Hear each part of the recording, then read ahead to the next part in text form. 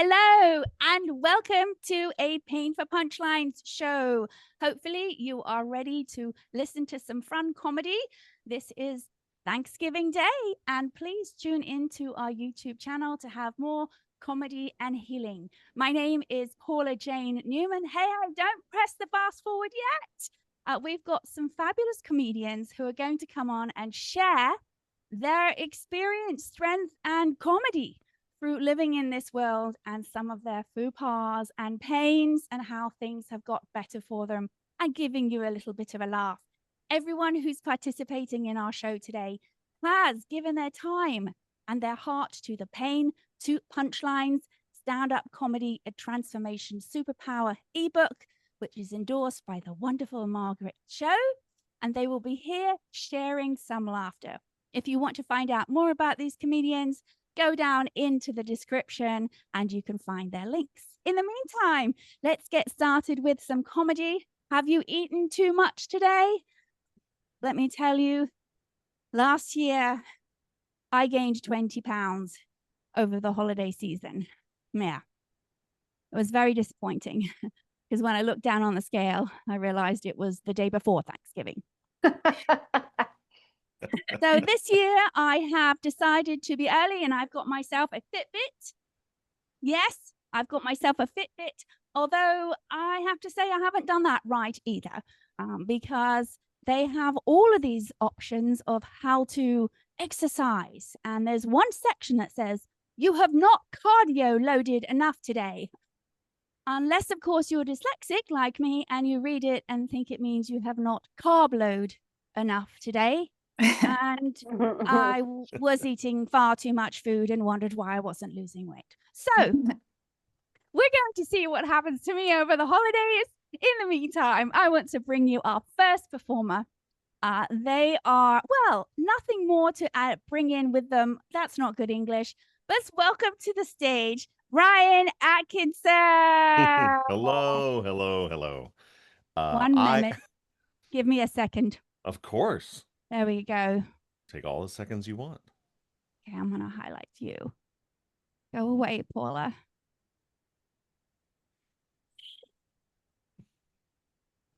Hi, Brian. Hello, Paula Jane. Happy Thanksgiving. Happy Thanksgiving to you, or American Thanksgiving as we celebrate it here in the United States. Right, not Canada, or do we not include them? Oh, no, they have their own in October. We keep ours in November. There's in October, and that way we can, always just keep it straight. It's fine. Yes. All right. So tell us what's going on in your life. How have you been?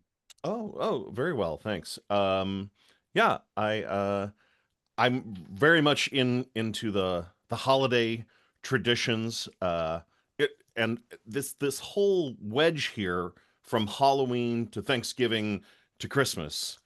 In Halloween, whether you go to the store or a pumpkin patch, you go around and you try to find that perfect pumpkin, and then you get the big knife and you hack into it like you're a crazed serial killer like Michael Myers or Jason Voorhees, and you put it outside to let it rot.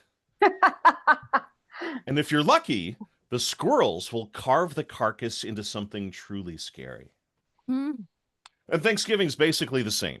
Whether you get a frozen or fresh turkey, you find that perfect turkey, and you spend 2 days making all the traditional foods, all the trimmings, and after that, all that work in 20 minutes, it's nothing but leftovers.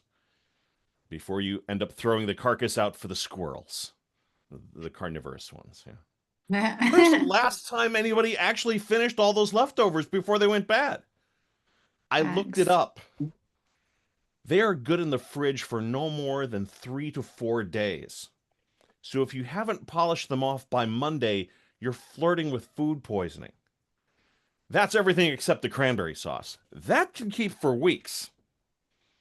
And by the time we get to Christmas, it's the same again. You get your tree from a parking lot tree yard, or if you go to a tree farm, either way you hike around, you find the perfect tree.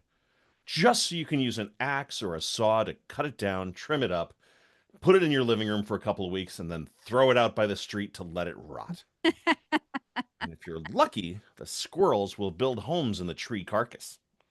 And in this market, those will be on Zillow by the weekend and sold by Monday. My wife and I disagree about the artificial tree or the real tree. I like artificial trees, so we get a real one.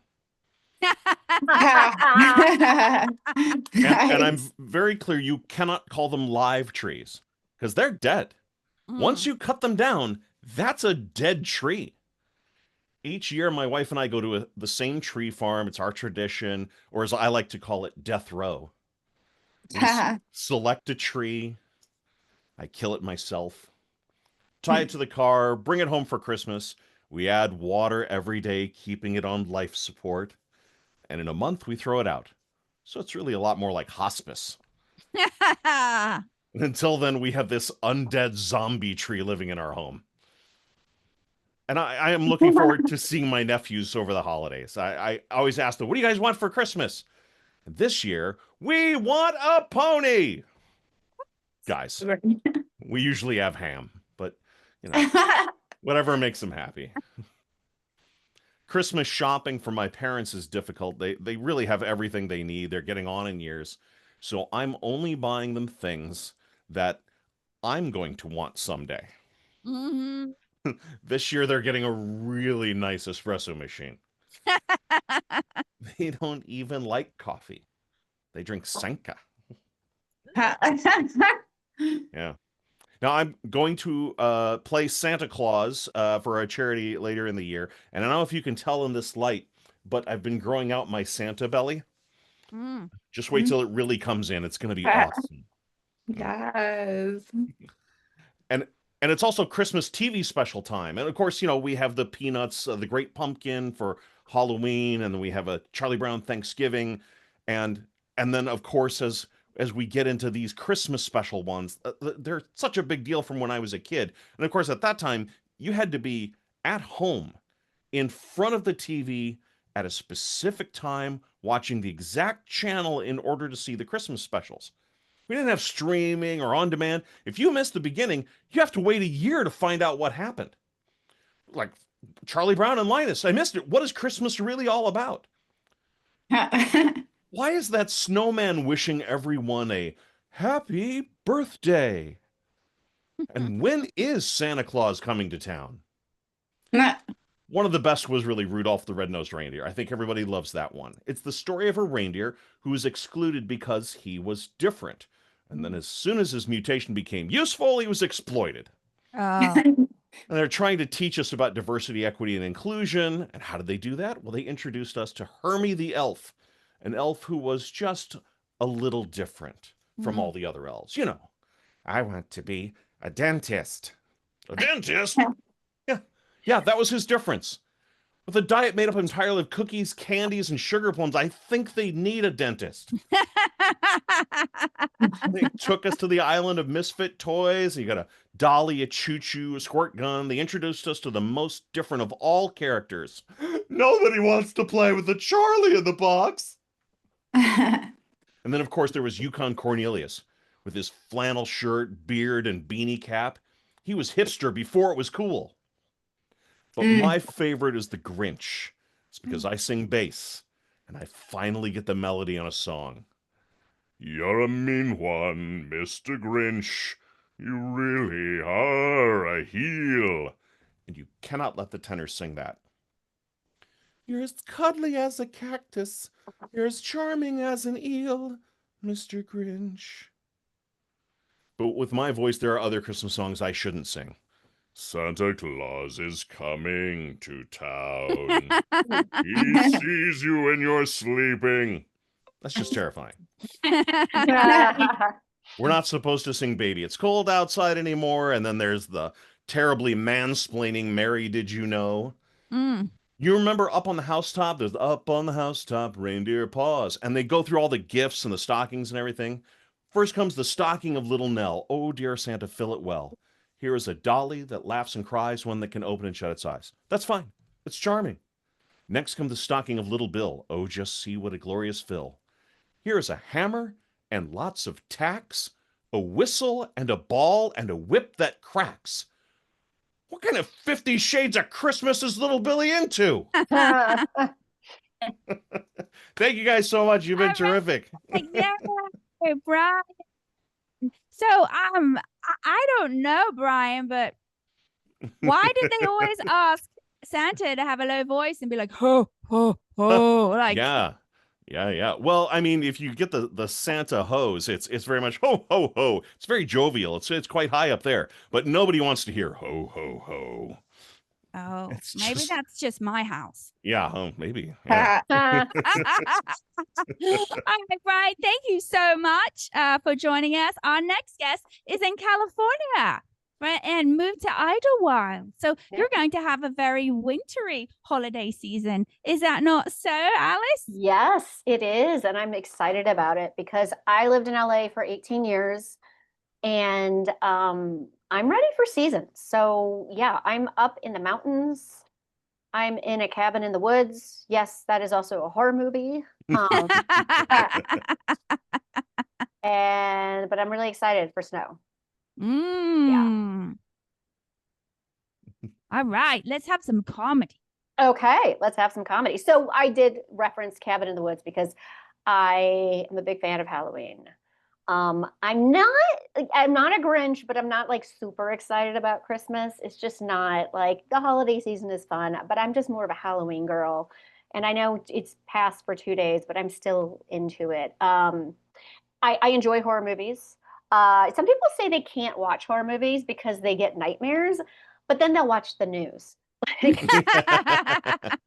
watch horror movies to escape from the news. Like nothing cleanses the palate of the nightly news like a good serial killer series. So this may sound crazy, but I had a really good childhood. What? And yeah, Christmas, the whole good stuff. Woo, and I ended up doing stand-up. When I first started doing stand-up, my husband said to me, he goes, "You're funny, but stand-up, like your life has been way too easy." But listen, I was already somewhat qualified to do stand-up, okay?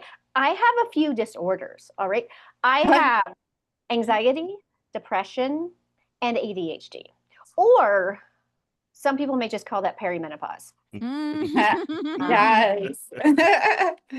I actually forgot I had ADHD, which is the most ADHD thing ever, until perimenopause hit. And then suddenly my brain just opened a whole bunch of new tabs.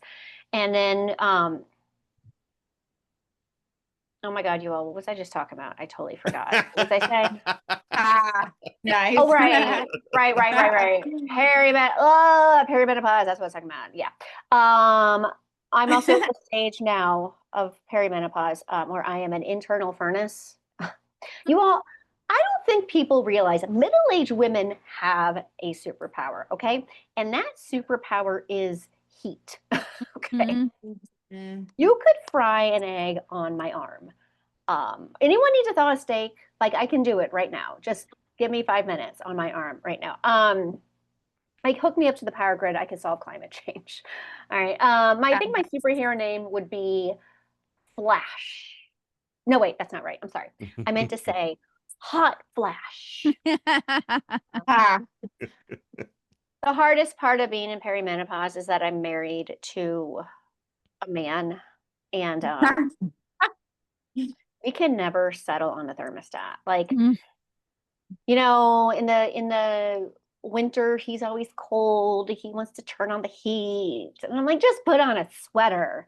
And then in the summer, I'm always hot. I want to turn on the AC. And he's like, just take off your clothes. But I guess he still wants to see me naked. So that's a win, right? Because when I was in my 20s, I was hot. But now that I'm in my 40s, I'm just hot. I think it's really cute when people say to me like, "Oh, you know what? You should bring a jacket. It might get chilly. It's going to get chilly. Bring a jacket." I'm 48. All right. I don't need a jacket. Being 48 is my jacket. So my husband is a hypochondriac.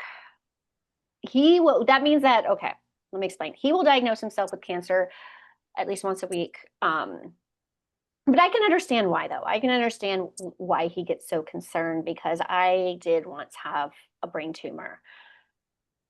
Well, okay. Sorry. He once diagnosed me with a brain tumor. Turns out I just had a headache caused by his hypochondria.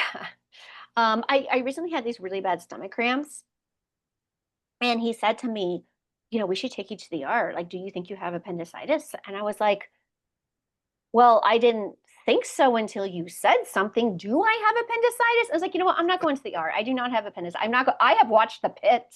Okay. I am not going to the ER. Let me just do a quick video chat with the doctor. So I did that. And the doctor diagnosed me with something called lattice erectation. So I told my husband, I said, he diagnosed me with lattice erectation. And he said to me, you see, I told you it was something serious. We got to get you to the ER. I said, no.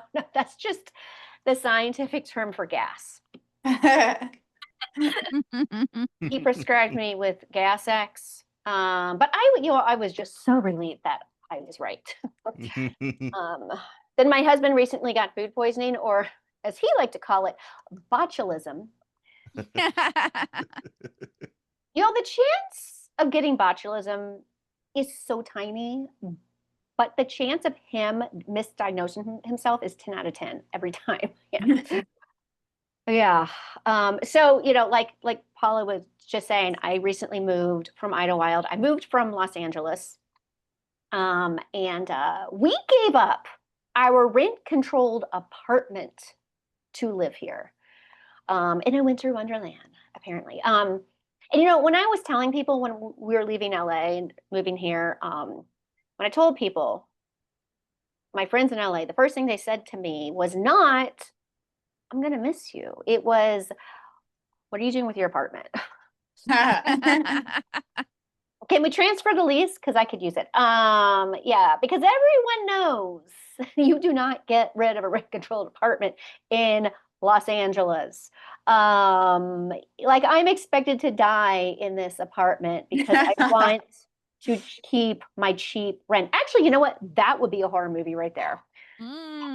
Couple dies and rots in rent-controlled apartment because they refuse to give up the cheap rent. That's a horror movie. Speaking of, people in LA are funny because, like, they couldn't wrap their brains around, like, being in a small town. What someone said to me, what someone seriously asked me, she said, well, where do you get groceries up there? That's so stupid. Like, you don't think we have food up here? Like, come on. Do you know how many squirrels are in my front yard? Like, I just go out there with a shotgun and boom, lunch right there. I'm just kidding. I hate guns. I would never do that. I just send my dog out to catch them. Boom, lunch right there. All right. Thank you. You all have been awesome. Yeah. Happy holidays, everyone. Yeah. I hope you have Alice Cutler. Thank you. So you didn't call me about your apartment. Exactly. This is the Exactly. problem. Everyone's saying that to me. So come on, tell me, how much was the apartment? It was 2-bedroom or one? It's a 1-bedroom. How much was it? You're gonna be so mad when I tell you this. Oh my God, I'm gonna kill her. Yeah. $1,350. Okay, that's not bad. That's not bad. Yeah. Yeah. Was I it know. small? Just tell me it was small. It was small. No, it was not big. It was not big. It was really a 1-bedroom with a parting between, just so you and your husband had space. It was an actual 1-bedroom. Like, it was a legit 1-bedroom. Like, it wasn't a studio. It was a 1-bedroom. But, like, it wasn't worth keeping just, for the rent. So do you have your own vegetable garden now? Not yet. We're getting there. What about bears? Bears are up here. I have not seen one, but there have been bear sightings. Whoa. Yeah. You have to be careful with your rubbish or your trash, right? So they don't, you have to lock it, right? We don't quite lock. I mean, when I say there have been bear sightings, there have not been any near my house. But I'm sorry. That's your husband in the morning naked, right? Not a bad guess. Not when you said that, I was like, oh, he just walked through the room. Did you say no? It's a good thing I blurred my background. Good thing you blurred your background. You can guarantee whenever a woman is doing a comedy show that lives with a man, he's gonna walk by or he's gonna walk in. Always. I'm like, I have 7 minutes out of the entire day, and you have to pick those 7 minutes to walk through. Yes. And also just open the door to just check that you're still online. Yeah. Are you still recording your show? It's fine. I don't know. What do you think? It's the joys of Zoom. The joys of doing online comedy. We learned to ignore each other during the pandemic, and so it's just, Yeah, why can't you ignore me most of the time like you do anyway? There's just some, what is it, Brian? Some radar that goes off. You must somehow find a way to repress this female. Yeah. You must repress the female somehow. Interrupt. Make the toilet noises really loud. Oh, wow. That's so specific. He didn't flush the toilet. Yeah.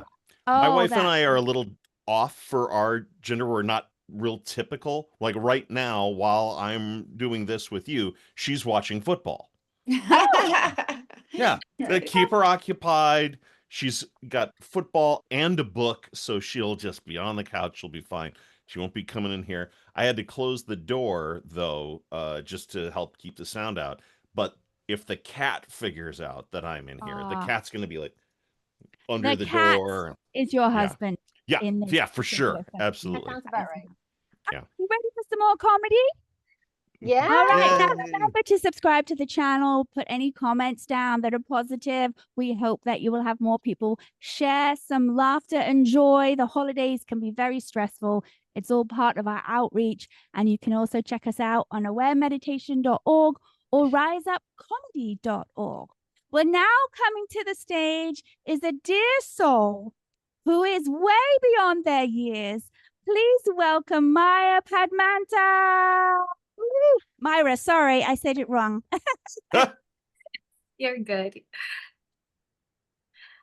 Yes. Hi, Paula. Thank you for having me. I'm Myra, and I grew up in India, and I was homeschooled. So talking is not my strong suit. Like when someone says, happy birthday, I'm like, you too. But I'm a very positive person. No matter what, I'm always smiling. I smile so much that men tell me to smile less.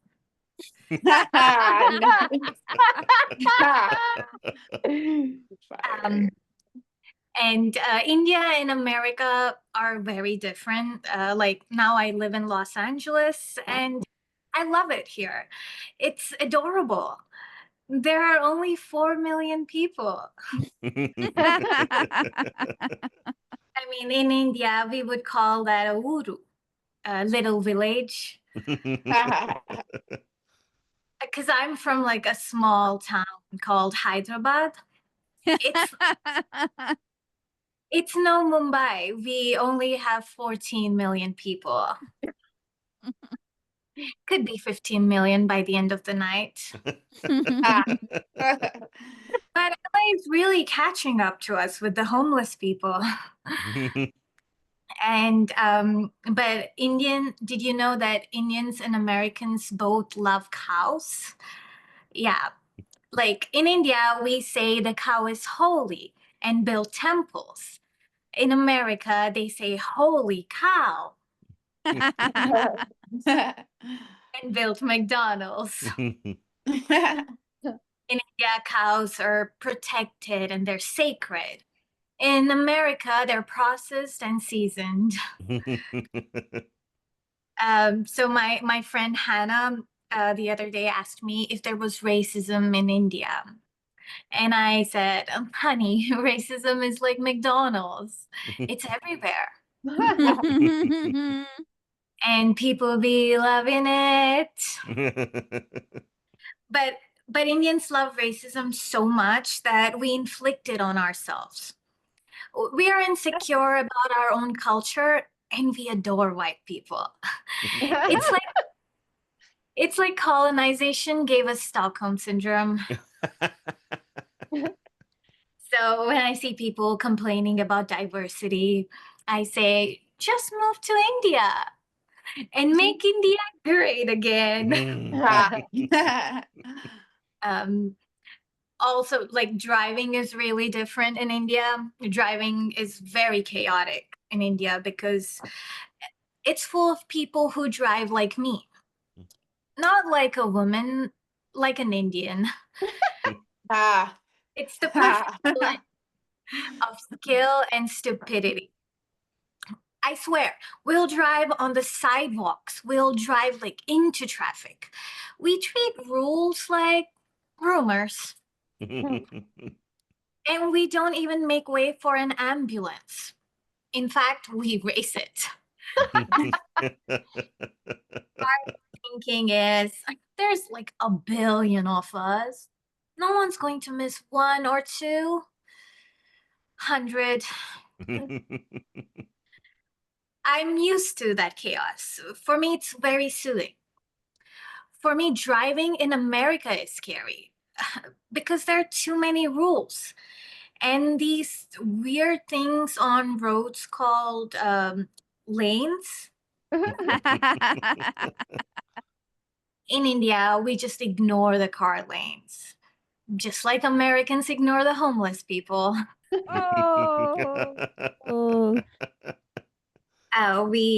We also don't have stop signs back home.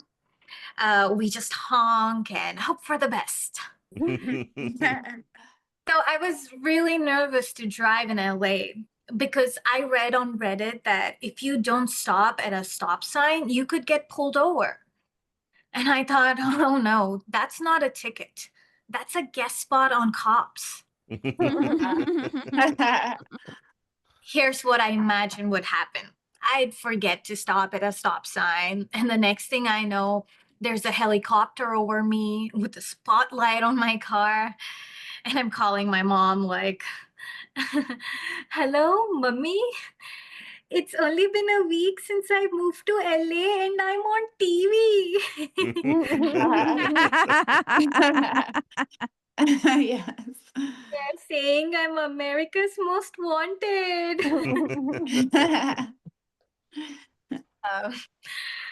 But after coming here, I realized the DMV is so weird. They failed me 3 times. And the clerk wouldn't even let me pay someone else to take the test for me.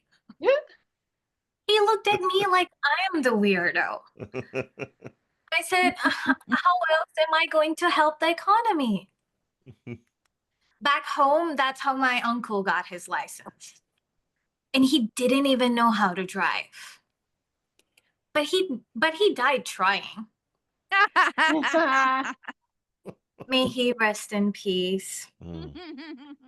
He bribed his way to afterlife. One of the questions I got wrong was about how much alcohol you can have to drive. I thought, easy, 0. No, the DMV wants you to be at least a little drunk. My apartment in LA got infested with roaches. Ooh. I call for pest control. But don't worry, the roaches are fine. After spending $400 multiple times, the only one that got suffocated was me. Roaches love pest control day. It's like they get stronger each time you try to get rid of them. Whatever was in that pesticides was like steroids for the roaches. They weren't dying. They were bulking. Yeah. I think calling pest control was a mistake. I think I got scammed. And when I told my mom about it, she was so upset. She was like, how could you dishonor our family like this? Don't fall for scammers. We are the scammers. Seriously. Half the time when my mom calls me, the caller ID says scam likely. That's it for me. I'm Myra. Well, ambulance chaser in your blood. Sorry. Ambulance chaser in your blood, which means you can be a lawyer at any time here in America. Yeah. Or maybe you just can take the test for other people. Oh, yeah. How long have you been in the States now? It's been 3 years now. Okay, and you like it? I do like it. It's very different, but yeah, I like it here. Yeah. Look at me sounding like an American. How long have you been in my country? I mean, seriously, do I need to kick you out? Are you on benefits? Yeah, let's give it up for Myra. Myra, I have one question. Yeah. Now that you're in Look such at Mr. Max is inserting himself, asking a question. Did I give you permission to talk? No, I apologize. Go ahead. Oh, thank you. Now that you're in such a much smaller town than where you grew up, where do you even get groceries? She goes to Idlewild and gets them with Alice. Yep. Squirrels.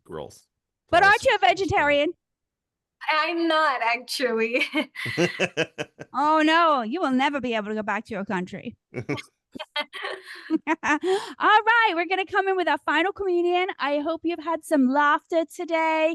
Please, again, subscribe to the channel. It costs you nothing. It makes us look good. And if you want to, check out the Pain to Punchlines ebook. Every single person here on the show has either a quote or they've taken their time to write a little bit about how sharing their truth by performing stand-up comedy has helped heal them in some way. If you want to know more about that, you can go to riseupcomedy.org and look at our online classes that we do, either one-on-one or in a group, and it helps people express their truth and have some healing, whether they complete the class or not.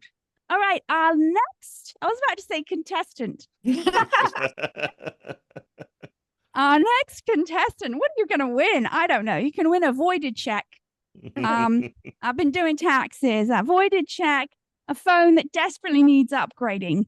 But I refuse to pay for a new phone while we have the tariffs. So we just have to do, I mean, it falls out of the case. Look at that. It's awful. Diane from Colorado Springs. Is that correct? Yep. Okay. Please welcome to the stage, Lou.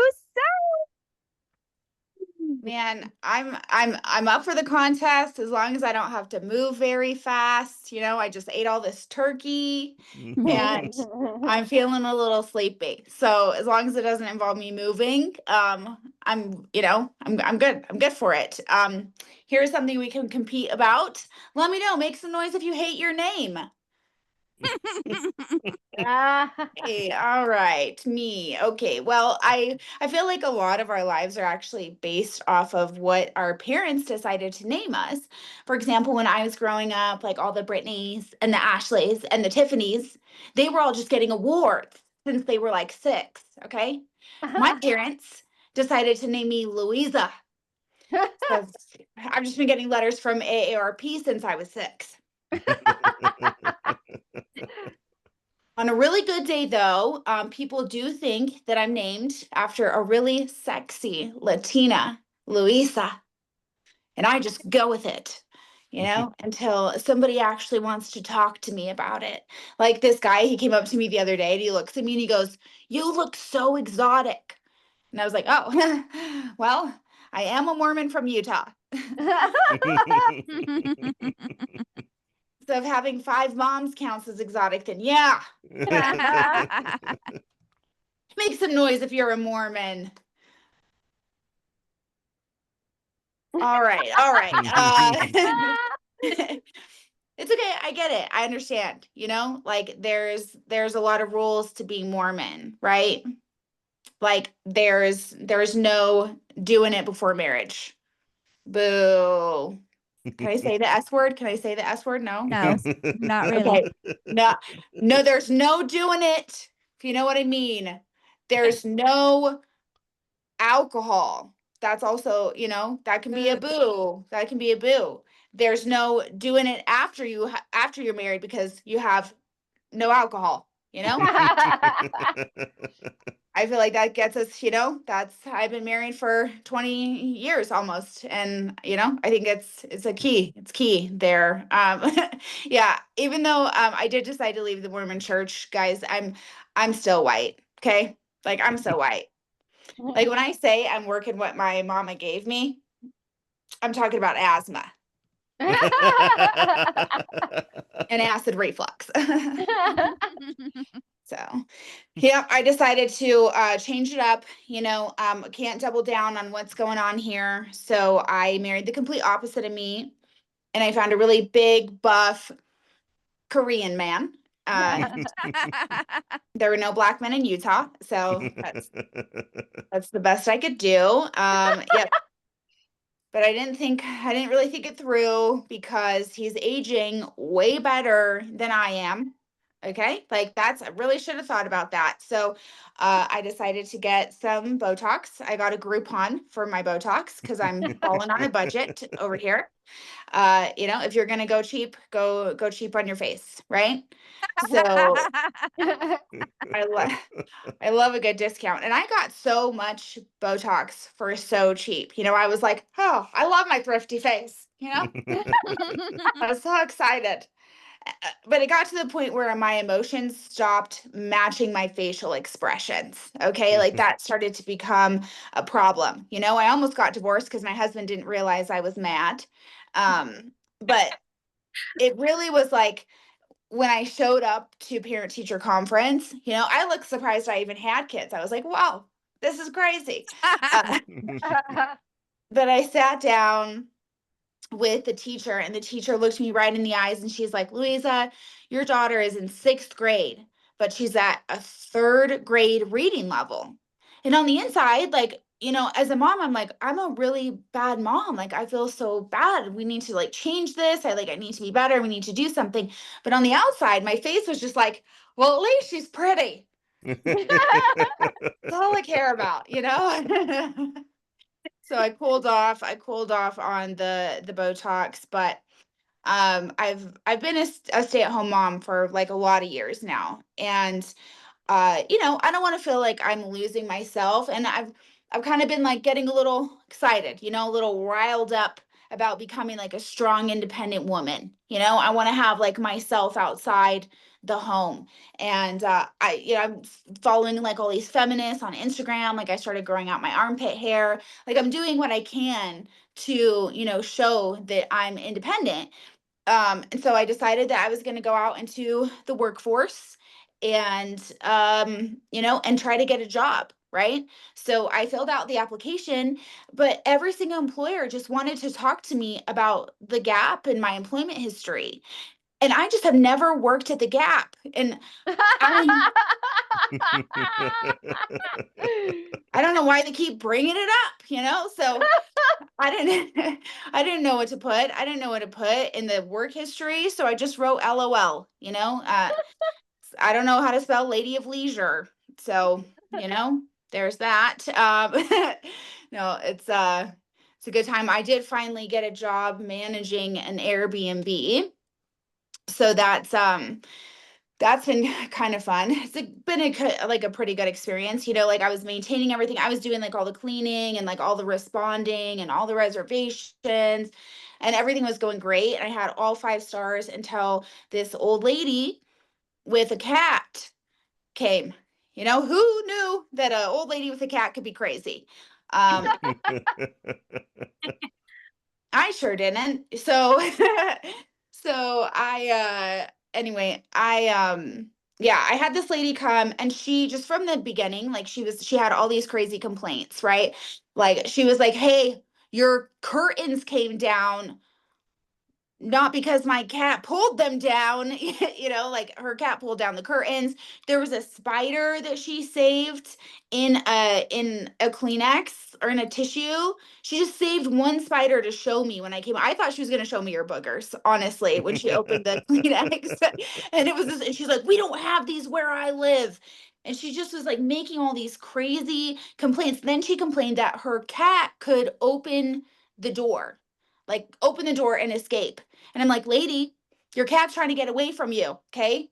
We should focus on that, the root of the problem. But then she decided to tell me that she couldn't be seen smoking outside because she was here on a federal court case and had to smoke in the house. Yep. So I looked it up.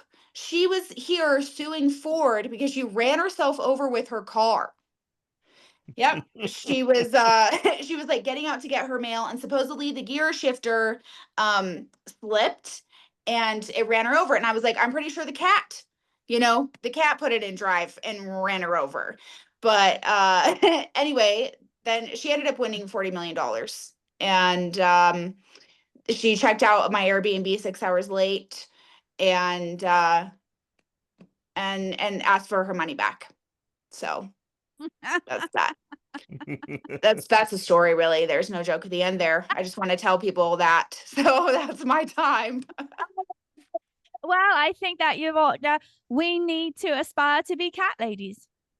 Yes. You know, who knew that J.D. Vance was right after all? Oh, God. Do you have any cats, Lou? No, 0. I have a dog. You have a dog. And how well behaved is the dog? Oh, he's a complete nightmare. He's like an Abercrombie model. He's really good looking and he's just dumb. Some people like that. Do you have to walk the dog a lot, or do you put them in the yard? I have to walk him, and he chews on his leash the entire time and like tries to play tug of war with the leash. So we don't get very far. And sometimes I just let him go. Sometimes I just let go of the leash to see what happens. Does he come back? I hope he doesn't come back, but he does. I know, right? He keeps going back, unfortunately. All right. Well, from Brian, where did you dial in from? I'm in Grand Rapids, Michigan. So nowhere near any of where you are. Right. But easy thing to remember about Michigan is it looks like a hand. So we're north of Canada. Canada's here. Oh. And then there's Detroit, and then I'm way over here. So another country. So we have people dialing in from another country. Yep, pretty much. We have California. We have Colorado. And those of you who've dialed in and watched, put us down in the chat where you've dialed in from. This is Paula Jane Newman with Pain to Punchline signing up. No, I'm not signing up. You're going to sign up. I'm going to sign off. I think I need to sign off with your dogs or the cat lady, something. I need 40 million. 40 million is worth the struggle I feel for a cat, even though I'm allergic. I will take shots for that. People will take Ozempic. I will take allergy shots for that.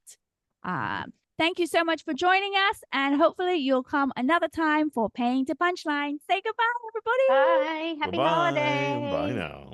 Holidays.